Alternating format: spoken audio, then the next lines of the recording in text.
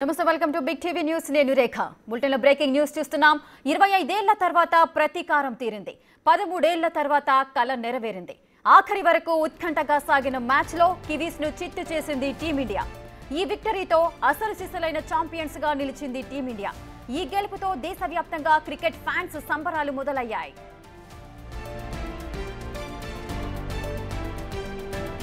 251 పరుగుల టార్గెట్ ను టీమిండియా ఈజీగా చేజ్ చేస్తుందనుకున్నారు కానీ సీన్ మొత్తం రివర్స్ అయింది రోహిత్ గిల్ మొదట్లో కివీస్ బౌలర్లపై విరుచుకుపడ్డారు రోహిత్ అయితే 41 పరుగులకే హాఫ్ సెంచరీ చేశాడు ఎప్పుడైతే స్పిన్నర్లు బౌలింగ్ ప్రారంభించారో మ్యాచ్ టర్న్ అయింది గిల్ కొట్టిన షాట్ ను అద్భుతంగా క్యాచ్ పట్టి పెవిలియన్ కు పంపాడు ఫిలిప్స్ ఆ తర్వాత క్రీజ్ లోకి వచ్చిన కోహ్లీ ఒక్క రన్కే ఎల్బీడబ్ల్యూకే వెనుదిరగడం ఓ పెద్ద షాక్ అని చెప్పాలి ఆ తర్వాత క్రీజ్ లోకి వచ్చిన అయ్యర్ మ్యాచ్ ను చక్కదిద్దేశాడు అయితే రచిన్ బౌలింగ్ లో భారీ షాట్ కు ప్రయత్నించి రోహిత్ స్టంప్ అవుట్ అయ్యాడు ఇక అక్షర్ అయ్యర్ ఇద్దరు కలిసి ఆచితూచి ఆడుతూ మెల్లిమెల్లిగా స్కోర్ బోర్డుకు రన్స్ యాడ్ చేస్తూ వచ్చారు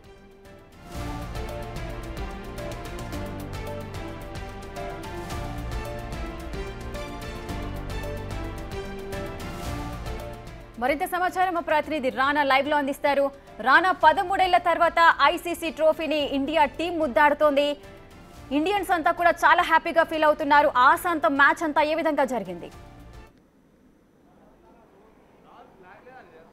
ఎస్ ఇది గ్రేట్ అచీవ్మెంట్ గానే చూడొచ్చు ఎందుకంటే ఇండియన్ క్రికెట్ హిస్టరీలో రోహిత్ శర్మ పేరు సువర్ణ అక్షరాలతో లిఖించదగినటువంటి రోజుగా చెప్పొచ్చు ఎందుకంటే అద్భుతమైనటువంటి క్యాప్టెన్సీతో ఈసారి ఐసీసీ ఛాంపియన్స్ ట్రోఫీని గెలుపొందడంలో కీలక పాత్ర పోషించడంతో పాటు ఇవాళ అతను సాధించినటువంటి 70 రన్నులు కూడా చాలా కీలకమైనటువంటి పరిస్థితి కనబడుతుంది సో ఇవాళ మ్యాచ్ గెలిచిన తర్వాత లంగర్ హౌస్ లో పెద్ద ఎత్తున కూడా అభిమానులందరూ కూడా క్రాకర్స్ కాలుస్తున్నారు వాళ్ళు పెద్ద ఎత్తున భారత్ మాతాకి జై అంటూ కూడా వాళ్ళు నినాదాలు చేస్తున్నటువంటి విజువల్స్ ని మనం చాలా స్పష్టంగా చూస్తున్నాం మొత్తం దేశమంతా కూడా ఇలాంటి సెలబ్రేషన్స్ ఉన్నాయి ఎక్కడ చూసినా క్రాకర్స్ ని కాల్చడం కానీ తమ సంతోషాన్ని వాళ్ళు వెలిపిస్తున్నారు దాదాపు 13 సంవత్సరాల తర్వాత కాబట్టి ఆ ఒక్క హ్యాపీనెస్ ని వాళ్ళ మొహంలో చూస్తున్నాం సో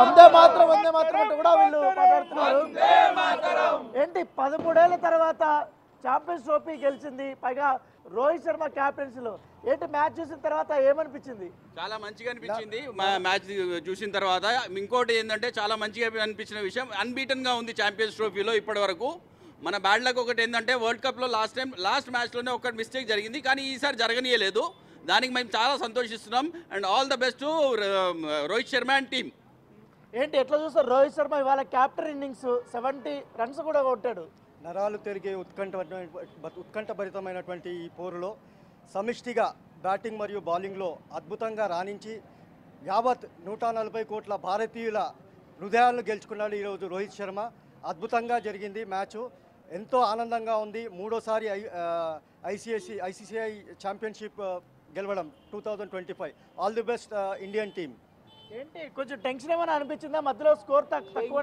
ఏం లేదన్నా భారత్ మాత దయతో శ్రీరాముని అండతో బజరంగ బలి దీవెనలతో భారత్ మాతాకి జయ అంటూ వరుస విజయాలతో సాధించుకొస్తున్న ఈ విజయం మాకు ఎంతో ఆనందకరమైంది జై శ్రీరామ్ ఎట్లా మ్యాచ్ అంతా ఎట్లా జరిగింది మ్యాచ్ అంతా కూడా ఏమనిపించింది ఏం హైలైట్స్ అనిపించింది ఇవాళ ఎట్లాగైనా సక్సెస్ఫుల్ మాదే కాబట్టి మాకు టెన్షన్ అసలు ఏం లేదన్న ఎట్లాగైనా విజయం మేమే సాధిస్తామని టెన్షన్ అస్సలు వాళ్ళే మేమైతే ఓకే ఏంటి న్యూజిలాండ్ తక్కువ పరుగులకి ఆల్అౌట్ చేయడంతో అప్పటికే మ్యాచ్ విన్ అయిపోయిందని భావించారు అప్పటికే మీరు న్యూజిలాండ్ ఇంకా తొందరగా ఎలాంటి టెన్షన్ లేకుండా కూల్గా కేఎల్ రాహుల్ గారు ఆ కూల్నెస్ విధానంతో ఆడిన ఆటకు మన కెప్టెన్ అయినటువంటి రోహిత్ శర్మ గారి ఆటకు చాలా సంతోషితమై భూమి దద్దరిల్లి పుడమి పులకరించేలా ఇవాళ ఏ విధంగానైతే మ్యాచ్ కూల్గా ఆడిరో ఆ విజయానికి మేము విజయోత్సవంగా ఈ విజయ సంబరాలు జరుపుకుంటూ భారత్ మాతాకి ఏంటి శ్రేయస్ అయ్యర్ బ్యాటింగ్ చూసిన తర్వాత ఏంటి ఆ ప్రెషర్ అనేది తగ్గిపోయిందా మీకు తగ్గిపోయింది హార్దిక్ పాండే వచ్చిన తర్వాత ఇంకా చాలా మంచిగా అనిపించింది కానీ ఒక 6 ఒక 4 కొట్టిన తర్వాత ఆయన అవుట్ కావడంతో కొంచెం ఆలోచించినాం తర్వాత మళ్ళీ కేఎల్ రాహుల్ జడేజా రాగానే 100% మేమే గెలుస్తామని ప్రతి ఓవర్కి ఒక్కొక్క టపాసులు కాలుస్తూ సెలబ్రేషన్ చేసుకుంటూ ఎంజాయ్ చేశాం టీంలో ప్రతి ఒక్కరు కష్టపడిన ప్రతి ఒక్కరికి అందరి ఇండియా తరఫున ప్రతి ఒక్కరికి ధన్యవాదాలు. పేరున ప్రతి టీమ్మేట్స్కి అందరికీ మన ఎవరైతే ఉన్నారో మన టీమ్మేట్స్ అందరికీ పేరున పాదాభివందనాలు. మన భారతదేశాన్ని మన పేరుని ప్రఖ్యాత స్థాయిలో నిలిపివేసినందుకు అందరికీ వందనాలు. జై శ్రీరామ్, భారత్ మాతాకి జై. సో ఇప్పుడు మనతో పాటు వీళ్ళు మిలిటరీ ట్రైనింగ్ వచ్చినటువంటి వారు కూడా ఉన్నారు. मैच देखा क्या? जी बिल्कुल देखिए, बिल्कुल देखिए। अच्छा लगा? मुझे सबसे ज़्यादा हार्दिक पांड्या का बैटिंग अच्छी लगती है। फिलहाल वो जब भी खेलते हैं दबाव अगले के ऊपर हमेशा डालने का प्रयास करते हैं, वो दब के कभी खेलते नहीं, हमेशा एक फोकस रहता है, कमांडिंग मतलब एक कमांडिंग ऑफिसर की तरह वो रोल निभाते हैं अपना हार्दिक पांड्या जी। जी సరే, ఏంటి మ్యాచ్ చూసిన తర్వాత ఎట్లా అనిపించింది overall performance? So proud moment అనుకోవచ్చు కదా మనకు. అవునవునండి, ఇది కేఎల్ రాహుల్ చాలా బాగా ఆడిండు. ఆయన మొత్తం ఒంటి చేత్తోని గేమ్ని విన్ చేయించిండు. అది మాకు చాలా ఆనందంగా ఉంది.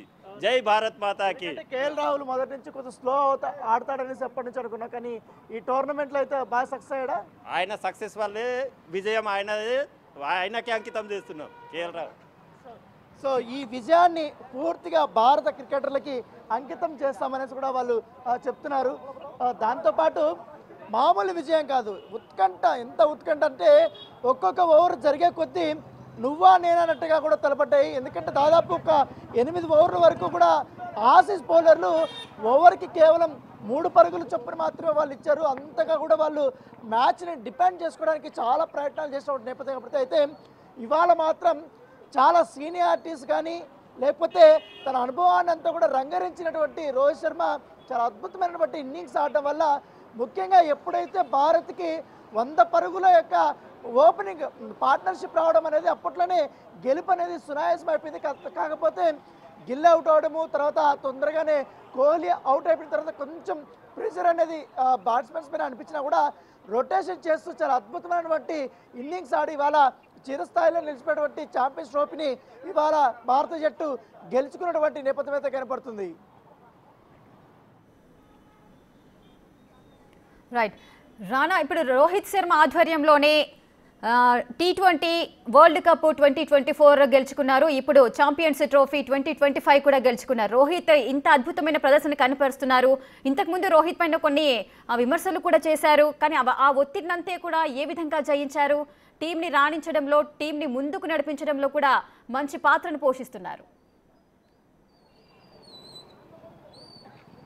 అబ్సల్యూట్లీ. ఎందుకంటే రోహిత్ శర్మ ఇప్పటి వరకు మనం చూసాం ఆల్ టైమ్ గ్రేటెస్ట్ క్యాప్టెన్స్లో ఇండియా తరఫు నుంచి ది బెస్ట్ క్యాప్టెన్గా ఇవాళ అఫీషియల్గా అందరూ మాజీలు కూడా ప్రకటించినటువంటి పరిస్థితి. ఎందుకంటే తన క్యాప్టెన్సీ యొక్క ఎబిలిటీస్ అనేది అమోఘం. ముఖ్యంగా ఈ ఛాంపియన్స్ ట్రోఫీలో ఒక్కొక్క బౌలర్ని అతను ఎంచుకున్నటువంటి విధానం, ఒక్కొక్కరిని ఎప్పుడప్పుడు ఎక్కడ దింపాలి, ఎప్పుడు బౌలింగ్ వేయించినటువంటి ఆ యొక్క వ్యూహం అనేది చాలా ఇంపార్టెంట్ ఇవాళ. ఎందుకంటే గత 2-3 మ్యాచ్లు చూసాం మనము కుల్దీప్ యాదవ్ యొక్క పర్ఫార్మెన్స్ గురించి. కాకపోతే ఇవాళ మాత్రం రచిన్ రవీంద్ర కొంచెం ఫాస్ట్గా ఆడుతున్నప్పుడు గేమ్ని సడన్గా కుల్దీప్ యాదవ్ అని తొందరగా తీసుకురావడము, తర్వాత వికెట్లని తీయించడము, ఒక్కసారిగా కూడా కివీస్ పైన ఆ ఒత్తిడి అనేది చాలా క్లియర్గా కూడా కనపడింది.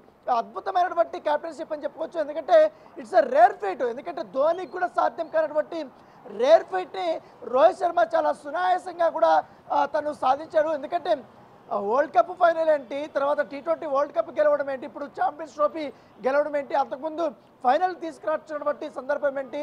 సో తన సక్సెస్ రేట్ కూడా ఇండియా క్యాప్టెన్స్లో చూసుకుంటే మాత్రం సౌరభ్ గాంధీ, అజారుద్దీన్, తర్వాత MS ధోని, సచిన్ టెండూల్కర్ వీళ్ళకందరికీ ఉంటే ఆల్ టైమ్ గ్రేటెస్ట్ క్యాప్టెన్. ఎందుకంటే కోహ్లీకి కూడా ఈ యొక్క రికార్డ్ అనేది సాధ్యం కాలేదు. యాజ్ ఎ క్యాప్టెన్గా అతను బ్యాట్స్మెన్గా గ్రేట్ బ్యాట్స్మెన్ అయి ఉండొచ్చు, కానీ క్యాప్టెన్గా మాత్రం అద్భుతమైనటువంటి వ్యూహ రచన. దానికి తోడు గౌతమ్ గంభీర్ యొక్క సమయస్ఫూర్తి. ఎందుకంటే అతను ఇచ్చినటువంటి సలహాలు కానీ, ఆ కోచింగ్ కానీ, ప్రతి ఒక్క సెషన్స్లో కూడా రోహిత్ శర్మ, ముఖ్యంగా గౌతమ్ గంభీర్, విరాట్ కోహ్లీ ముగ్గురు కూడా చర్చించుకొని ఎట్లా ప్లాన్ ఆఫ్ యాక్షన్ ఉండాలి. ఎందుకంటే కివీస్ టీంకి ఎప్పుడు కానీ ఫీల్డింగు అనేది వాళ్ళకి ఎప్పుడు గొప్ప అచీవ్మెంట్గానే ఉంటుంది, వాళ్ళకు ఒక పెద్ద భరోసాగా ఉంటుంది. కానీ ఇవాళ కూడా అదే. కానీ ఇంత మ్యాచ్ యాక్చువల్ అయితే 45th ఓవర్ వరకే క్లోజ్ అవ్వాల్సింది, కానీ 49th వరకు వచ్చిందంటే చూసుకోవచ్చు వాళ్ళ ఫీల్డింగ్ అనేది ఎంత ఉంది. కాకపోతే ఇవాళ రోహిత్ శర్మ ఆధ్వర్యంలో సాధించినటువంటి ఈ గొప్ప విజయాన్ని యావత్ భారతదేశం అంతా కూడా సగర్వంగా కూడా సెలబ్రేట్ చేసుకుంటుంది. ఇప్పుడే ప్రధానమంత్రి నరేంద్ర మోడీ కూడా శుభాకాంక్షలు కూడా తెలిపారు. దాంతోపాటు అందరూ చీఫ్ మినిస్టర్ కూడా ఇప్పుడే ఒక్కొక్కరు శుభాకాంక్షలు తెలుపుతున్న నేపథ్యం పడుతుంది.